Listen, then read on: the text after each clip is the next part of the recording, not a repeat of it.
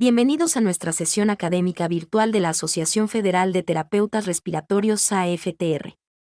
Hoy hablaremos de la interpretación de asincronías ventilatorias a la cabecera del paciente crítico. Esta sesión será impartida por el maestro William Cristancho Gómez, fisioterapeuta colombiano. El tema de hoy está relacionado con las asincronías ventilatorias y específicamente de la interpretación que debemos hacer nosotros como cuidadores cuando tenemos un paciente con toda ventilación mecánica para enfrentar un problema que es muy frecuente, hasta hace unos años infradiagnosticado, ¿sí?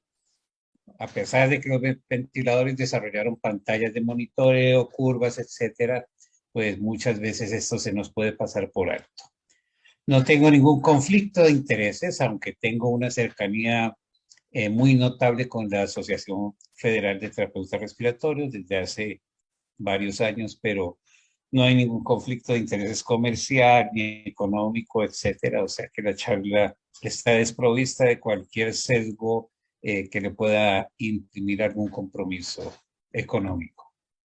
Bueno, vamos a comenzar con esta diapositiva que es una diapositiva que de alguna forma ilustra de manera amplia el problema que vamos a manejar.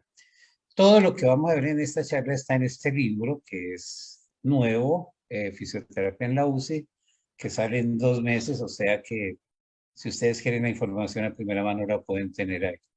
Tenemos a la izquierda, aquí señalada con la flecha verde, una situación de sincronía ventilatoria, y al otro lado, señalado con la flecha roja, una situación de asincronía ventilatoria. Y tenemos en los círculos 3 diferentes colores, uno como gris claro para referirnos al disparo, uno gris oscuro a la inspiración y uno como turquesa para referirnos a la expiración. ¿Qué ocurre en una situación de sincronía ventilatoria? Piensen ustedes que en la primera fase de la ventilación, que es la fase de gatillado, la fase de disparo, pues el ventilador y el paciente están perfectamente sincronizados porque ambos están haciendo exactamente lo mismo. ¿Qué ocurre en la sincronía? Fíjense ustedes que en la asincronía el paciente va por un lado y el ventilador va por otro.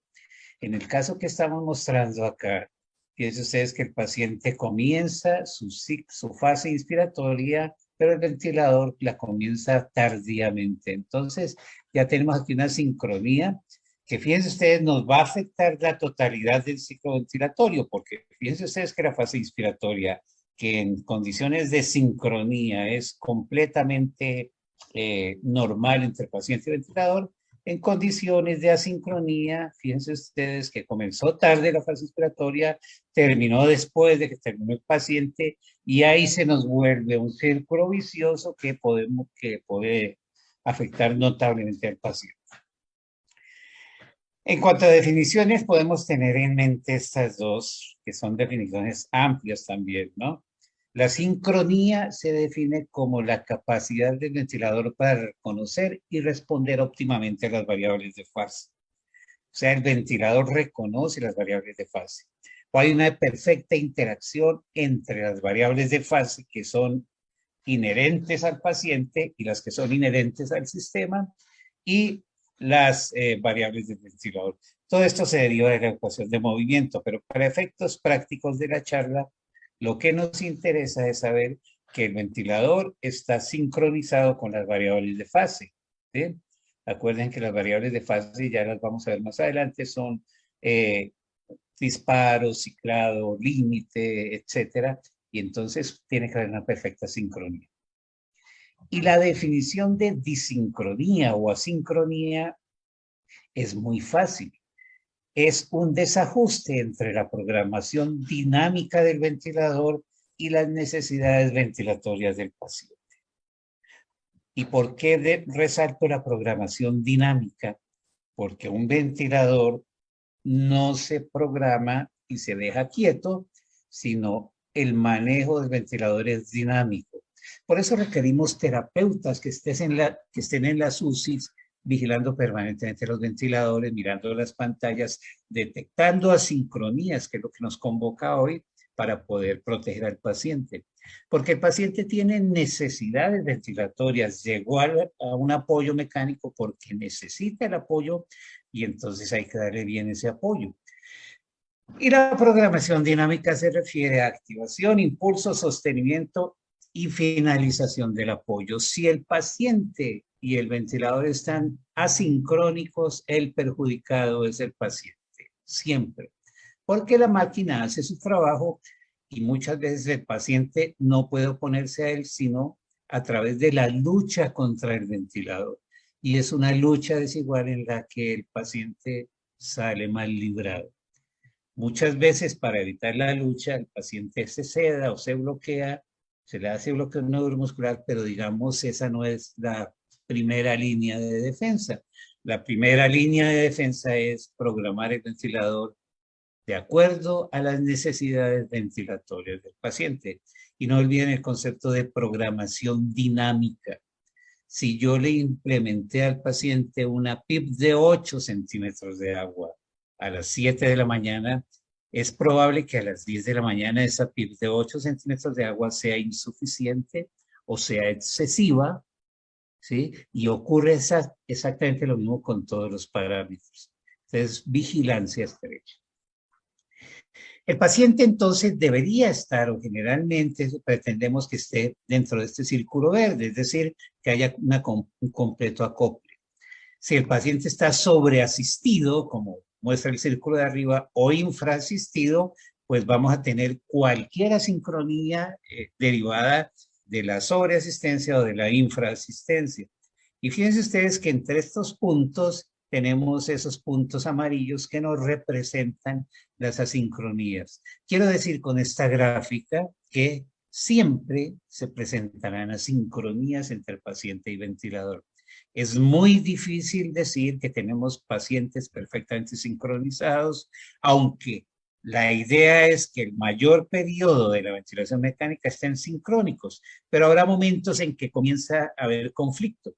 El paciente tose, el paciente se despierta, las tubuladoras están llenas de agua, el paciente tiene muchas secreciones, el paciente tiene dolor, etcétera. Hay multitud de causas que pueden generar asincronía diferentes a la programación del ventilador. Fíjense ustedes, unas son inherentes al ventilador, otras no son inherentes al ventilador.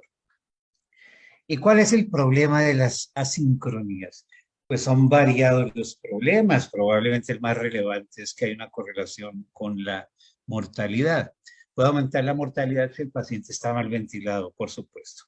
Pero es difícil, pues, que dejemos llegar a un paciente hasta allá, pero pueden ocurrir todo lo que está señalado acá. Los círculos rojos señalan los problemas más relevantes.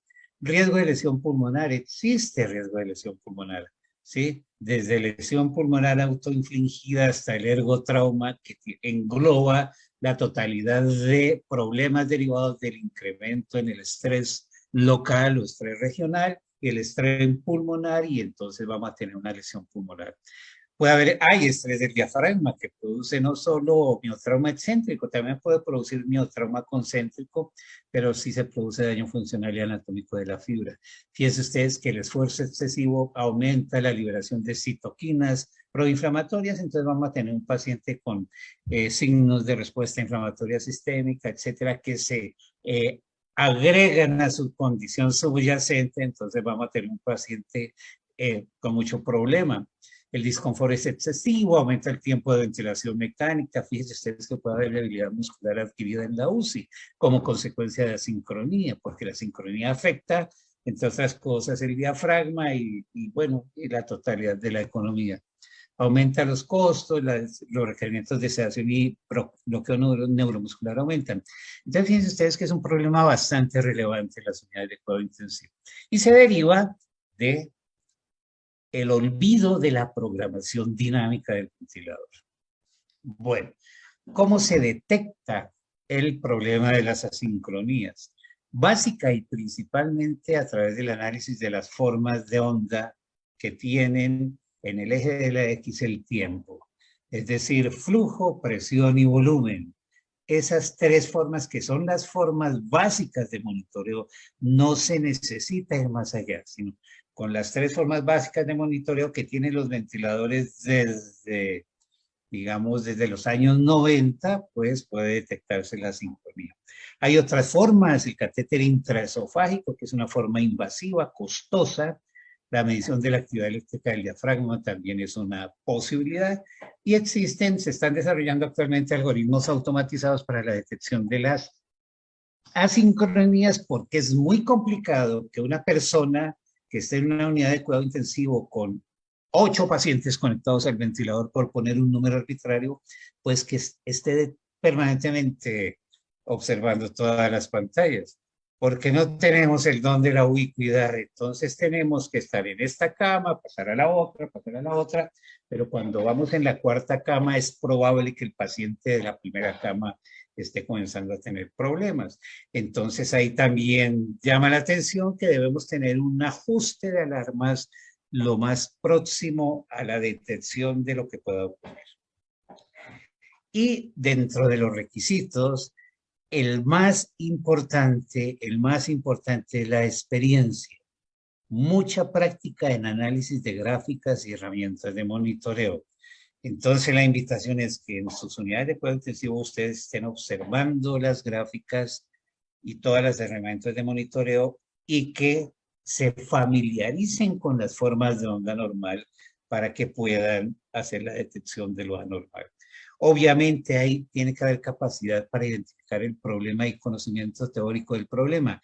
Es decir, se necesita un sustrato teórico para apoyar lo que vamos a hacer con la experiencia. Yo puedo detectar a través de la experiencia una forma de onda inadecuada, pero si no tengo el sustrato teórico para decir qué es, pues no estoy haciendo nada. Simplemente detecté un problema, pero no supe decir qué es. Entonces el binomio teoría-práctica tiene que estar muy bien. Aquí un ejemplo para la detección. Ahí tenemos un trazado electrocardiográfico de la derivación B4 que es muy fácil de interpretar para los que trabajan en las unidades de cuidado intensivo. Y es fácil de identificar, entre otras cosas, porque hay unas flechas rojas que nos están señalando algo en el electro. Fíjense ustedes que cada flecha roja nos está mostrando una onda P, ¿sí? Aquí hay una P seguida de un complejo QRS, aquí hay una P y no hay complejo QRS, aquí pasó algo, porque nosotros sabemos que después de la actividad arterial debe sobrevenir la actividad ventricular representada eléctricamente con un complejo QRS. Y el fenómeno se repite, P y QRS, P sin QRS. Aquí hay una P escondida en el complejo QRS. Aquí hay una P, QRS. Fíjense que aquí hay una P sobre un segmento del complejo QRS. Entonces, eso para un buen observador es fácil. Entonces, aquí obra la experiencia. El observador experto dice, aquí tenemos una anomalía de la onda P, ¿sí? Pero el sustrato teórico, la plataforma conceptual que hemos construido nos dice, claro, hay una forma normal de la onda P y eso que estamos viendo es un bloqueo auriculoventricular de tercer grado. Una situación relativamente frecuente en la UCI, pero entonces eso es para decirles que se necesita la conjunción de la teoría y la práctica. Aquí tenemos un primer ejemplo de las sincronías. Entonces les pregunto a ustedes, ¿qué están viendo ahí? Como no tenemos en la plataforma interacción, pues les voy a mostrar qué está ocurriendo. Fíjense ustedes que aquí tenemos tres formas de tres curvas. Tenemos presión tiempo, flujo tiempo y abajo volumen tiempo. Fíjense aquí en la de flujo tiempo que tenemos una deflexión. Aquí termina la fase inspiratoria, luego hay una deflexión, pero no ocurre nada después. Hubo un esfuerzo inspiratorio y el ventilador no respondió. Eso corresponde a una sincronía que se llama disparo inefectivo, activación ineficaz, trigger perdido, como quieran que lo llamen, pero es un esfuerzo perdido, desperdiciado, que ahorita vamos a ampliar.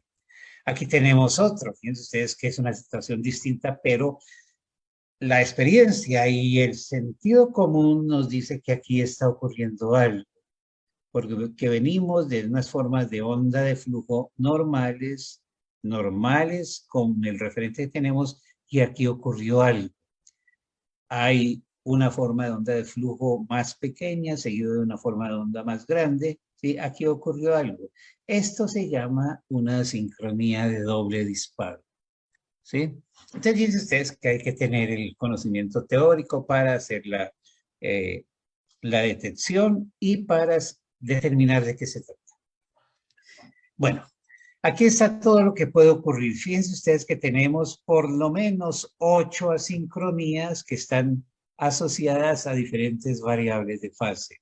Este es un repaso de concepto que sabemos desde que manejamos ventiladores. Hay variables de control y hay variables de fase que son 4, disparo, límite, ciclo y base, y cada una de estas puede generarse, en cada una de estas puede generarse asincronía.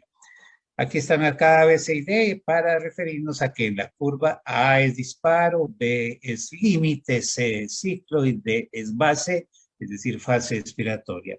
Entonces podemos tener 8 diferentes tipos de asincronía principalmente. Esta es la clasificación más ortodoxa porque existen otras clasificaciones que hacia el final de la charla, dentro de 2 horas, vamos a ver. Bueno, vamos a ver primero las asincronías de la variable de disparo. Les mencionaba el disparo inefectivo, aquí está esquematizado. Fíjense ustedes que ocurre una caída de presión acá, debería sobrevenir inmediatamente un ciclo como está ocurriendo acá, ¿sí? Pero fíjense ustedes que transcurre el tiempo y se presenta tardíamente, y como respuesta a esta caída de presión acá, esta colita de la onda de presión se presenta liberación de un caudal volumétrico. Pero frente a esta caída que fue importante, aparentemente no se produjo nada. Aquí ocurre lo mismo. Las flechas nos están marcando esfuerzos inefectivos, ¿sí? ¿Cuáles son las causas? Es muy fácil.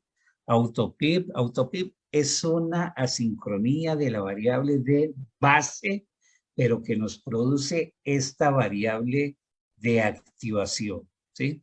O sea, el autopip solo es asincronía de la variable de base, de la fase expiratoria, pero ella es potencial generadora de otra asincronía, que es el disparo inefectivo. Entonces, fíjense ustedes que aquí comienza a complicarse porque vamos a ver en el transcurso de la charla que hay unas asincronías que nos generan otras. Entonces ahí viene la pregunta de qué fue primero, el huevo o la gallina, para poder hacer la corrección. Un bajo impulso respiratorio central, por supuesto, el paciente inspira, pero su inspiración no alcanza a disparar, a estimular los centros respiratorios. O el paciente está muy débil, entonces la contracción del diafragma es muy pobre y no alcanza a hacer el estímulo. O el nivel de sensibilidad es inadecuado. Es un ventilador con una sensibilidad muy baja, es decir, muy alejada del cero, muy alejada de la línea de base. Entonces, una sensibilidad muy baja hace que el ventilador sea tan poco sensible que hasta un esfuerzo importante el ventilador lo ignora, y entonces se produce un disparo inefectivo. Y eso es fácil de corregir, ¿no? Es eliminar la autopía, vigilar los niveles de sedación. Aquí hay que obrar con el equipo interdisciplinario porque esto es del resorte del médico. Vigilar el nivel de soporte ventilatorio, a ver si es el justo, y ajustar la sensibilidad preferiblemente por flujo y no por presión. Muy bien. La segunda sincronía de la variable de activación es el doble disparo, que ya vimos en un ejemplo previo. Entonces,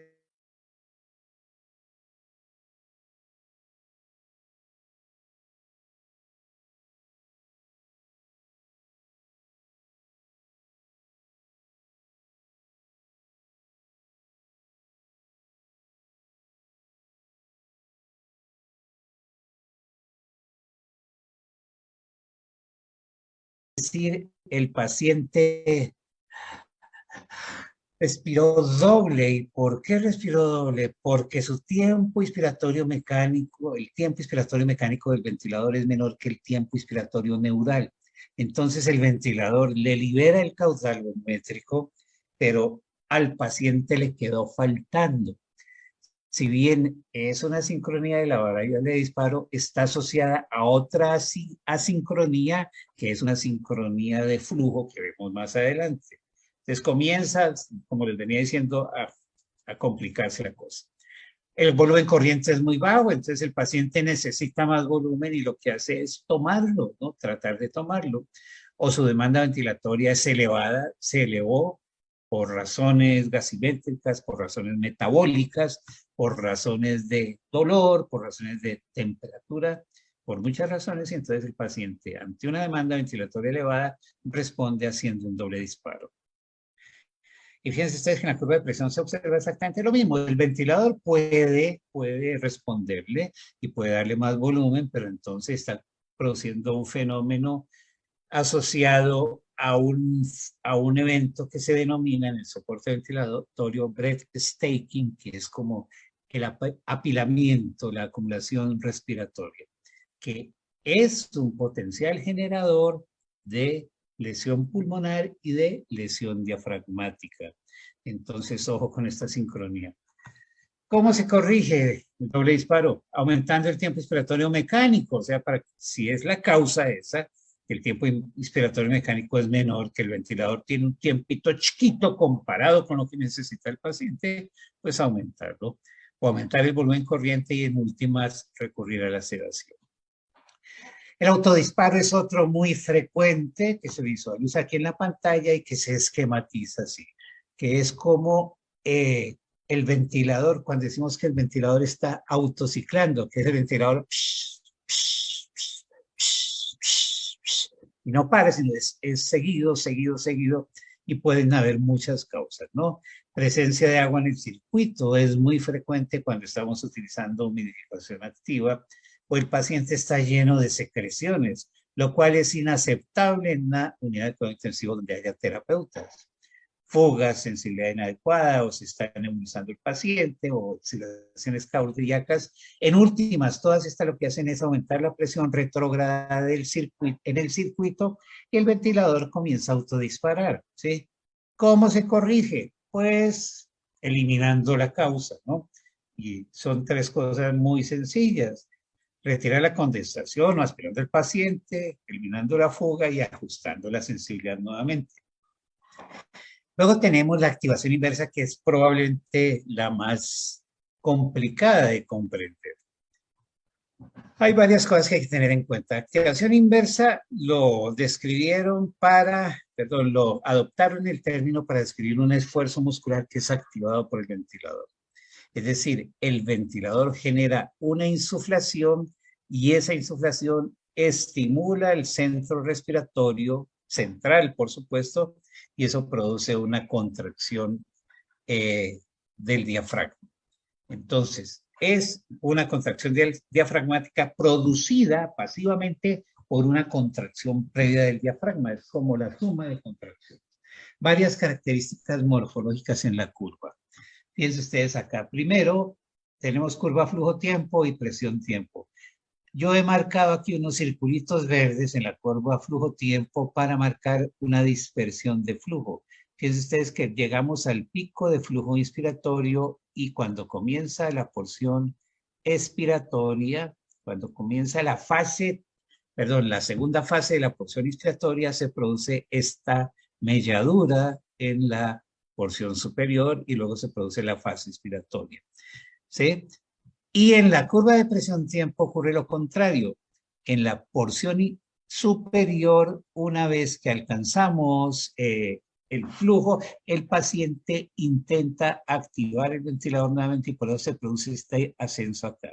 Es decir, tenemos arriba, en la de flujo-tiempo, una dispersión de flujo que está mirando hacia abajo y en la curva de presión-tiempo una dispersión de flujo que está mirando hacia arriba.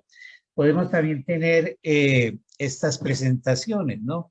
Una reducción del flujo expiratorio debido a que se conserva el tono muscular durante la asincronía o una distorsión de presión que elimina el tiempo de pausa, como está ocurriendo acá. Independiente de eso, que parece difícil, pero no es difícil, si ustedes se ponen a ver pantallas, pues vamos a ver cómo se identifica. Este es el artículo original que describe la aparición de la activación inversa, ¿no? Donde se comparan cuatro curvas. Aquí tenemos la curva de presión esofágica y fíjense ustedes que es muy claro, fíjense la de flujo que tiene aquí esta M, ¿sí? Es típico ver esa M. Fíjense ustedes que una vez que se produce aquí la inspiración, aquí tenemos presión negativa intraesofágica, se genera toda la actividad ventilatoria, ¿sí? Y aquí, en el momento en que se produce la expiración, se produce la activación inversa, ¿sí? Y no ocurre un ciclo adicional, sino que se produce un incremento en el volumen recibido, ¿sí? Este es un, fíjense ustedes en esta curva, fíjense detenidamente en esta curva de volumen-tiempo. Este es el volumen normal programado y este es el volumen este es el volumen obtenido por activación inversa. Si se dan cuenta ustedes y son acuciosos en la observación, pueden observar que el volumen obtenido durante la asincronía es mayor que el volumen programado normalmente. Y este fenómeno se denominó el arrastre ventilatorio. Entonces, la activación inversa cursa con arrastre ventilatorio, que se refiere a la ampliación del volumen por la activación de un ciclo adicional. Y esta curva es muy, pues a mí me parece que es muy clara para diferenciar. Aquí tenemos el disparo inverso, fíjense ustedes, y aquí tenemos un volumen corriente en el que se observa el arrastre. Este es arrastre, este es arrastre también, y este es el volumen corriente normal. Entonces, el problema de esta sincronía es que como nos arrastra volumen, ¿sí? Pues vamos a tener la posibilidad de lesión pulmonar nuevamente porque, digamos, un volumen excesivo está correlacionado con algunos problemas de lesión pulmonar. Puse a este lado otra que es similar, pero no tanto, que es la que se produce durante el doble disparo, que ya lo vimos previamente. Fíjense que durante el doble disparo del volumen corriente tenemos dos volúmenes corrientes. Aquí tenemos en el arrastre uno solo, pero en el breathtaking tenemos dos volúmenes que sumados, pues el paciente va a tener problemas, ¿sí? La corrección es muy fácil de la activación inversa. Se corrige o disminuyendo el volumen corriente o manipulando la frecuencia. Manipulando la frecuencia de esta forma, aumentándolo para abolir el esfuerzo neural y eso interrumpe la sincronía inmediatamente. O se disminuye la frecuencia para que el paciente comience la actividad antes del inflado mecánico y entonces se rompe la sincronía. Esta, como les digo, es probablemente la más difícil y requiere mucho entrenamiento desde el punto de vista de observación de gráficas. Bueno, vamos a ver entonces ahora las asincronías de la variable de límite, es decir, nos estamos refiriendo a flujo. Aquí la tenemos esquematizada, pero aquí está, aquí en pantalla, aquí esquematizada. Entonces, en las asincronías de la variable de límite, es decir, en las asincronías de flujo, tenemos dos presentaciones. Una cuando el flujo es constante y otra cuando el flujo no es constante. Miremos primero cuando el flujo es constante, el paciente ventilado por volumen. Entonces, el paciente está requiriendo flujo, el paciente necesita ventilarse y resulta que cuando le llega el flujo del ventilador, ese flujo es insuficiente para suplir su demanda ventilatoria. Ahí vaya pensando en qué asincronía se les parece. Entonces tenemos esta presentación en la curva de presión-tiempo. El paciente, aquí viene la asa inspiratoria en la curva de presión y en este momento, cuando está comenzando el paciente la segunda fase, llega un momento en que vuelve a tomar aire, ¿sí? Vuelve a tomar aire. Por eso está esta melladura acá, esta inflexión positiva durante un periodo que debe ser de completo descenso, como está en esta curva normal acá. En esta no, en esta el paciente trata de tomar porque el flujo que está recibiendo es insuficiente. Y fíjense que todo está produciendo sobre la variable de límite. Y en la curva de flujo-tiempo, pues ocurre exactamente lo mismo. El paciente, esta es fase inspiratoria y cuando estamos en la porción superior de la fase inspiratoria sobre la variable de límite, el paciente, por el esfuerzo que hizo aquí arriba, aumenta el flujo que está recibiendo y eso de alguna forma satisface sus necesidades, sus demandas ventilatorias. ¿Cuáles son las causas? Pues un volumen bajo, un tiempo inspiratorio que se programó muy largo o un bajo rise time. El tiempo de rapa es importante. ¿Cómo se corrige? Pues aumentando el volumen para que la demanda del paciente sea satisfecha, ajustando el rise time, disminuyendo el tiempo inspiratorio o cambiando de modo. Realmente no es tan complicado. Bueno, aquí tenemos la otra presentación que es la de flujo variable. La anterior era de flujo constante, esta es de flujo variable, es decir, presión. Y el fenómeno ocurre también aquí sobre la porción superior de la curva presión-tiempo y de la curva flujo-tiempo, y es exactamente igual a la que ocurría en la presentación anterior. Y las causas son más o menos parecidas. Un bajo nivel de presión control o presión de soporte o un bajo rise time, entonces auméntelo y el paciente sale del problema. Esta es complicada también, que se llama el hambre de flujo. Es descrita como hambre de flujo y es definitivamente una sincronía de la variable de límite porque estamos necesitando flujo. En esta primera porción el paciente está ventilando bien, de pronto comienza a incrementarse la cantidad de ciclos respiratorios en las que se detecta en todas las curvas, ¿no? En la curva de presión, fíjese lo que está ocurriendo sobre la porción superior, como si hubiera una necesidad de ganar más aire. Y hay una fase de exacerbación en la que el paciente va a 1000 porque necesita aire, se llama tener hambre de aire, ¿no? O hambre de flujo. Y cuando se satisface el hambre, entonces la curva se normaliza. Ojo con esa que no es tan difícil cuando uno ve el ventilador, puede de pronto confundirla con el autodisparo, las que le decía que pero fíjense ustedes que la presentación es diferente, ¿no? El autodisparo se presenta diferente al hambre de fútbol. Bueno, vamos a ver las de ciclos. Si ustedes ven, ya vamos en las de ciclos, aquí estamos acabando las largas que son las de la variable de activación. Hay ciclado precoz, ¿sí? Cuando tenemos dos presentaciones también, cuando la variable de control es el volumen y otra cuando la variable de control es la presión. Si se fijan ustedes, es más o menos la presentación similar, ¿sí? Aquí tenemos una curva normal en el recuadro y aquí tenemos la asincronía, porque el tiempo mecánico es menor que el tiempo inspiratorio neural, ¿sí?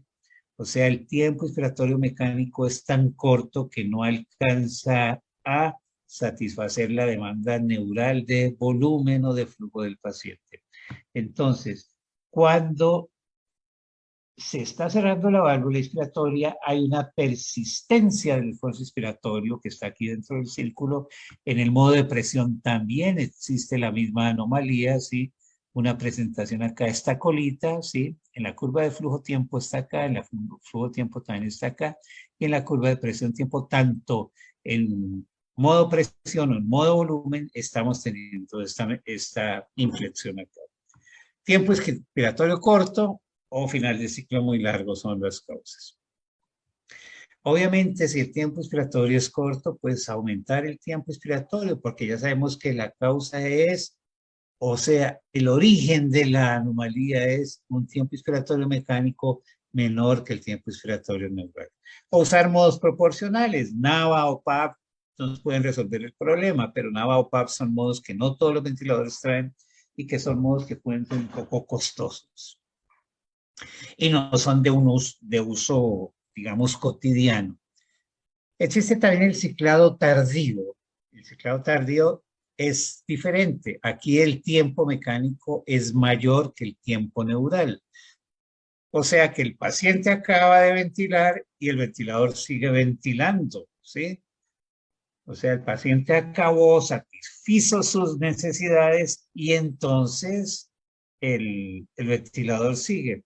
Y aquí está claramente descrito que se observa un pico al final de la inspiración de la curva dentro del círculo acá por un intento del paciente por expirar, ¿sí?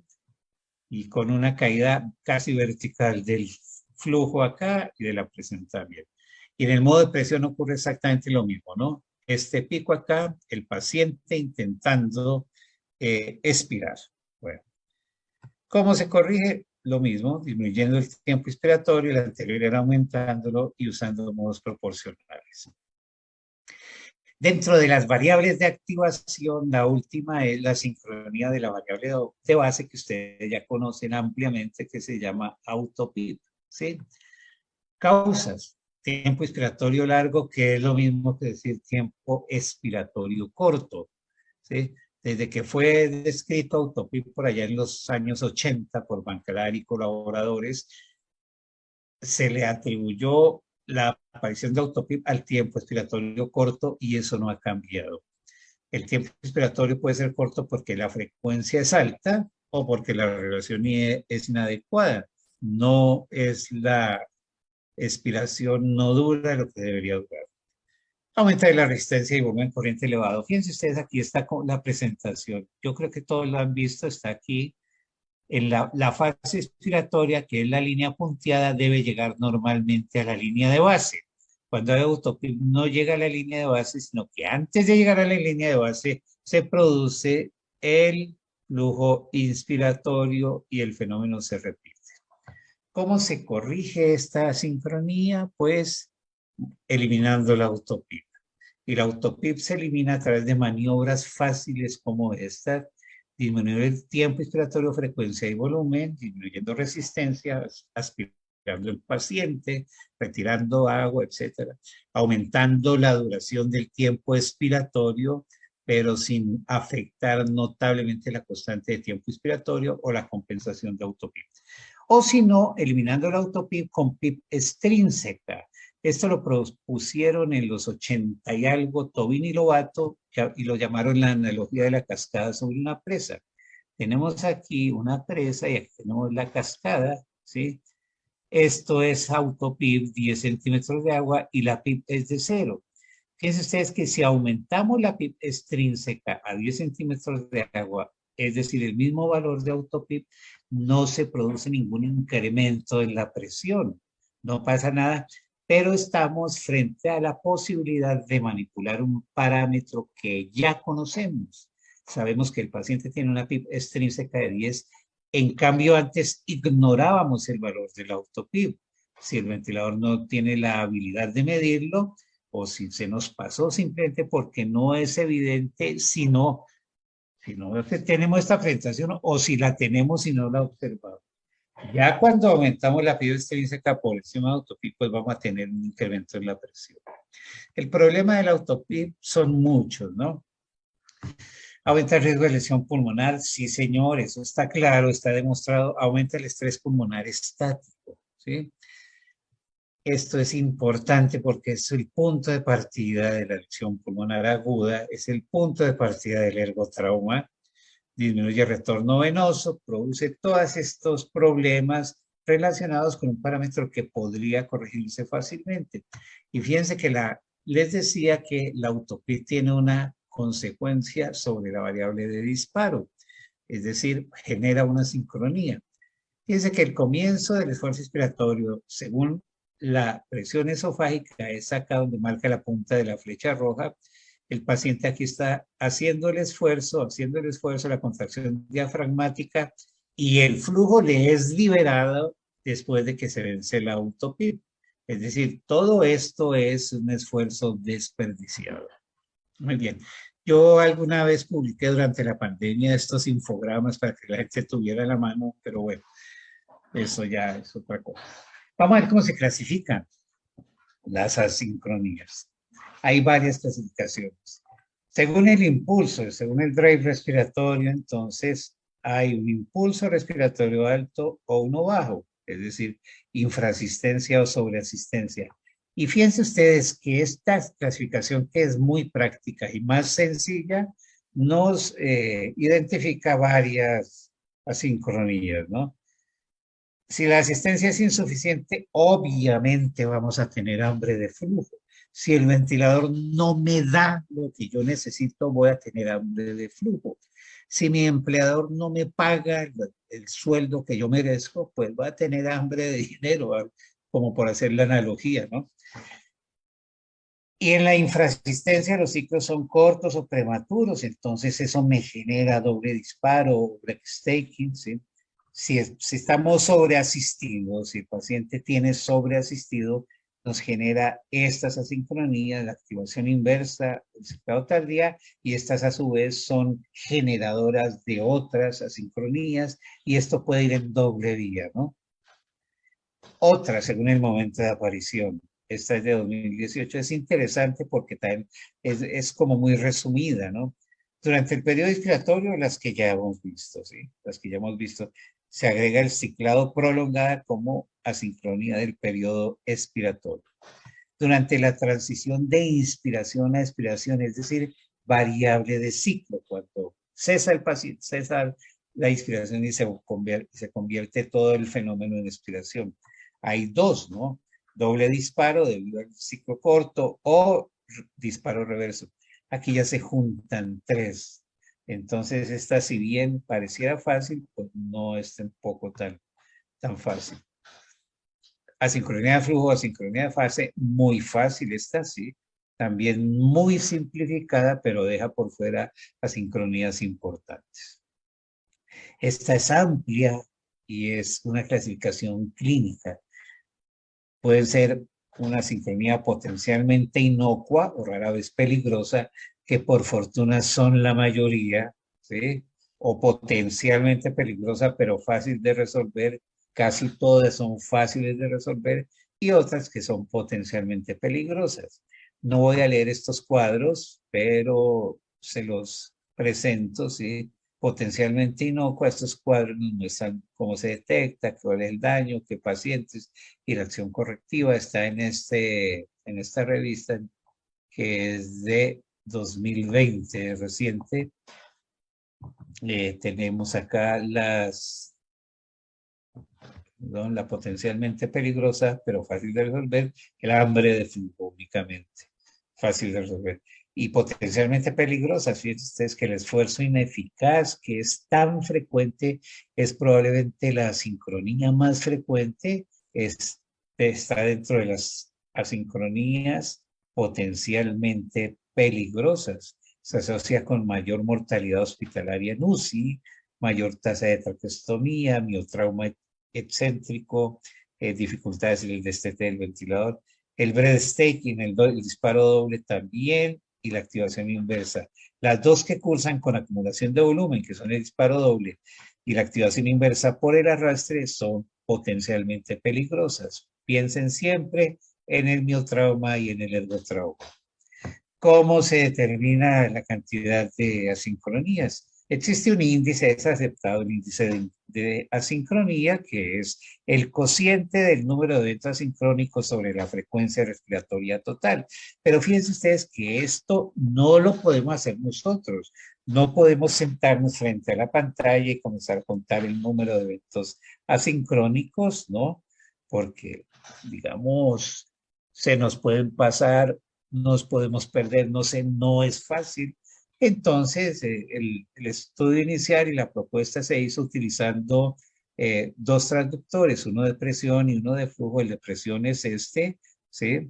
Que es un transductor de presión diferencial, y este es el transductor, el neumotacógrafo tipo Fleisch, que con estos dos se hicieron las mediciones utilizando las señales de flujo y de presión solamente para hacer el cálculo del índice de asincronía o del número de eventos asincrónicos, ¿no?